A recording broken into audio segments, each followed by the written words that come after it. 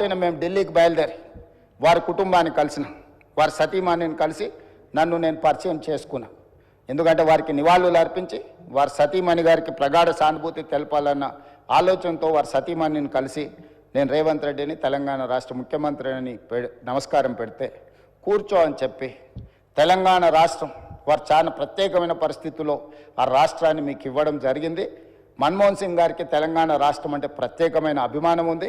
ఆ రాష్ట్రాన్ని మీరు కష్టపడి అభివృద్ధి పదం వైపు నడిపించండి, మన్మోహన్ సింగ్ గారి ఆశీస్సులు మీకు ఉంటాయి అని చెప్పి వారి సతీమణి చెప్పినప్పుడు స్పష్టంగా కుటుంబం మొత్తం తెలంగాణ ప్రజలకు అండగా నిలబడుతుందని నాకు అనిపించింది అధ్యక్ష. తెల్లవారి ఏఐసిసి ఆఫీస్ నుంచి వారి శివయాత్రకు బయలుదేరడానికి అన్ని ఏర్పాట్లు చేసినప్పుడు వారి వాహనంలో కూర్చోవడానికి నన్ను ముందుకు పిలిస్తే నేను అక్కడికి వెళ్ళి నించున్నాను. పక్కన ఒక మహిళ నించొని మీరెవరు అని అడిగింది. నేను వారిని ఎవరో సహజంగా అక్కడికి వచ్చిన వారికి నివాళులు అర్పించడానికి వచ్చిన వాళ్ళు ఎవరో అనుకొని చాలా క్యాజువల్గా మాట్లాడాను అధ్యక్ష. కాసేపు అయినాక మాట్లాడితే వారు మన్మోహన్ సింగ్ గారి రెండవ కుమార్తె. అంటే ఎంత సింపుల్గా ఎంత నిరాడంబరంగా వారి రెండవ కుమార్తె అక్కడ నించోవడం అనేది ఆ కుటుంబం యొక్క నిరాడంబరత.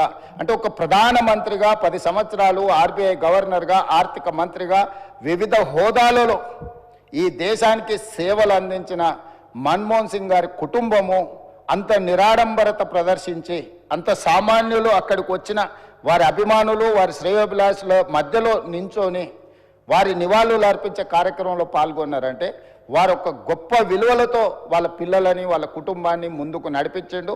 వాళ్ళ కుటుంబానికే కాదు అధ్యక్ష, ఈరోజు ఈ దేశ యువకులకు అందరికీ కూడా డాక్టర్ మన్మోహన్ సింగ్ గారు ఆదర్శము. వారి ఆదర్శాలను తీసుకొని వారి మేధోశక్తిని మన యువత అందిపుచ్చుకొని వారు ఇచ్చిన అవకాశాలను మనం ఈరోజు ప్రపంచానికి సేవలను అందించే ప్రపంచాన్నే శాసించే స్థాయికి ఈరోజు మన దేశం ఆర్థికంగా నిలబడ్డది అధ్యక్ష.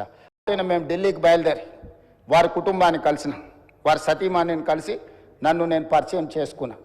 ఎందుకంటే వారికి నివాళులు అర్పించి వారి సతీమణి గారికి ప్రగాఢ సానుభూతి తెలపాలన్న ఆలోచనతో వారి సతీమణిని కలిసి నేను రేవంత్ రెడ్డిని తెలంగాణ రాష్ట్ర ముఖ్యమంత్రిని నమస్కారం పెడితే కూర్చో అని చెప్పి తెలంగాణ రాష్ట్రం వారు చాలా ప్రత్యేకమైన పరిస్థితుల్లో ఆ రాష్ట్రాన్ని మీకు ఇవ్వడం జరిగింది.